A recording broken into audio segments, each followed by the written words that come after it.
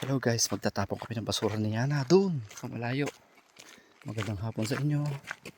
So, sobrang init ngayon. Lakad kami ni Yana. Lakad kami. Diba? Kita yung mga sasakyan, nakaparking lang dyan. Mga, oo, nakapark lang yung mga sasakyan kahit sira.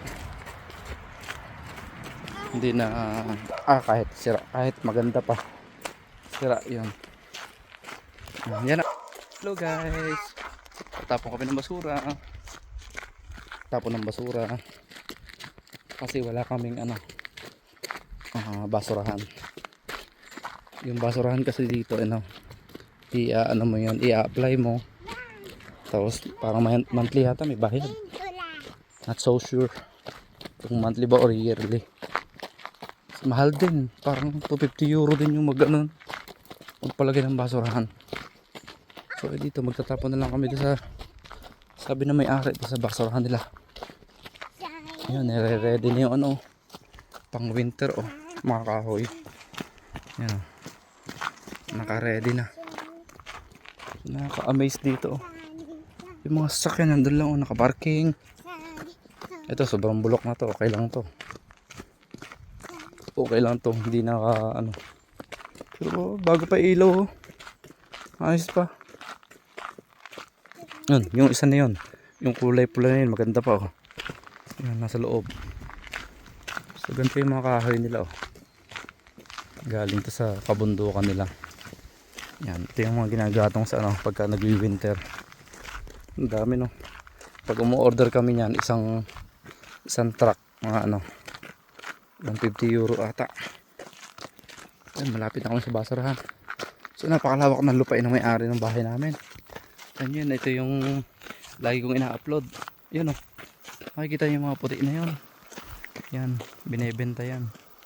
Medyo mahal din yung niyan. Yung per box niya, per rolyo. Yung puti na yan. Yan. So sa kanila yan, parang ginagrass cutting nila yan kada isang buwan binebenta nila. Ito yata yung tubig ng may-ari grabe laki yun ang makinarya nila. Nakakamiss. Ito nyo, tubig nila yan, ang laki. Hindi tayo maubusan ng tubig kasi ang laki ng tubig, ang laki ng tangke, ang laki ng tubig. Malapit na kami sa basurahan. Guys. Hi guys. Tanghalin pa. Grabe, kakalabas lang sa trabaho. Tapos maglalakad pa. Ito lang yung tapunan ng basura namin, liit mahal ang pag-open yan. Nasa kulang nga 300 euro. Yan yung maliit na box na yan. Tuwing Merkulis yata yan pinipick up. Ay, kakapagod. Tapos lakad kami pabalik, magbabay kami pagdating sa bahay. So dito na kami sa basurahan. Wala kayo may-ari. Yan, lakad tayo. Tapos natin. Ang baho, puno na.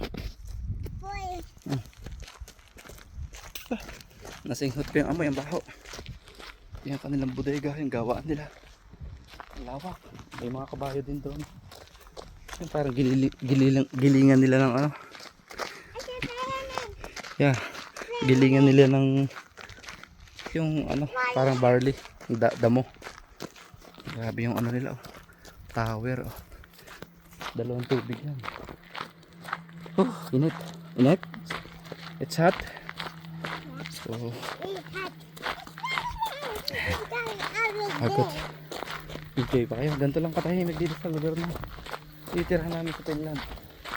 Napakasimple lang po, hindi masyadong magarbo ang lugar namin kasi nasa kami, nasa probinsya kami.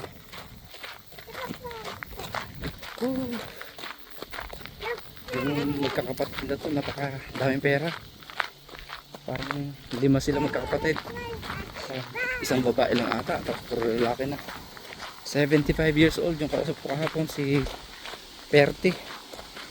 75 na siya pero ang lakas ko pa, nagtatraktor, sila na yan nagpapower sila na yan. May machine silang ginagamit dyan galing nila Nire-ready na yun sa pang winter na yun. So tired. I'm tired too. You're tired too? Yes. Okay. We're almost there. Okay. Ayos, nakatapon na tayo ng basura.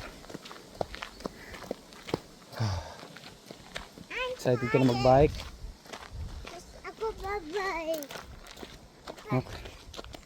Nagaling na city tayo, Carl. Hindi pa nga magaling, kaya hindi tayo makapag-hair ko. Pag nag-walk ka, anong ginagawa mo? Nakahawak ka kay teacher? Yeah. Ganito lang walking nyo. Slowly lang. Ako tired. Hmm? Malapit na school doon. Really? Yeah. Ito, bahay din. Isang may-ari ng bahay namin, kapatid din. Ito. Tsaka yun, kay Perte. Kay Mauri, kay Lisa. Ang babait nila. Napakababait po nila sa amin. Kapag nag-winter, puro yelo dito. Wala kayong makikita, puro yelo. Ay, so tired. Tired. You're tired?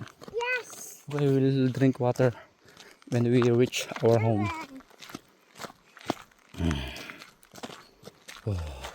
So nakasakay na kami dito. Ewan ko kung gumagana pa to. Nakasakay kami dito minsan. Ganda, nakakatawa. Parang bahay ang loob. May banyo, may kama. Ito, sira na. Yan, ito sa loob. May mga sasakyan pa sila, oh. Nakatambak lang. Grabe. Ang dami nilang sasakyan dito na hindi ginagamit. Check muna natin kung kung meron pa tayong nakikitang sulat dito, kung may letter.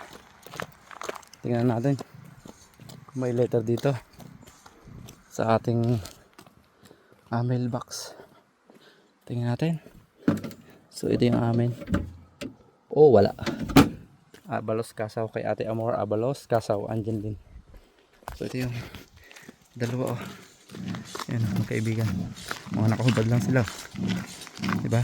Katuwa. Yan, ito. Hindi pa rin nagagawa. Yan, katambak lang dito.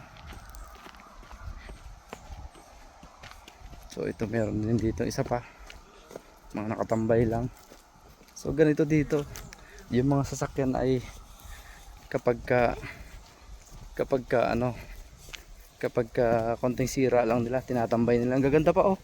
Sa atin, ano na yan? Sa atin, i-dispatch na. So dito na kami sa bahay. Itong titira namin, ito yung dating bahay ng parents nila. Kaya dito kami nakatira. Ang ganda pa ng bahay namin, di ba? Nakikita nyo naman sa mga live, sa mga upload ko. Yan, yung bahay namin. Ito yung bodega nila. Isang bodega pa. Tapos doon. We're tired na. Bye bye na po. Thank you for watching. Kukuha namin yung bike namin. Ay. Bye bye na. Thank you. Yung bike namin. Yan kay Ate Amor. Oh, wait yan na. Okay, yun ang bike na yan. Yun lang. Bye bye na. Thank you so much. Bye.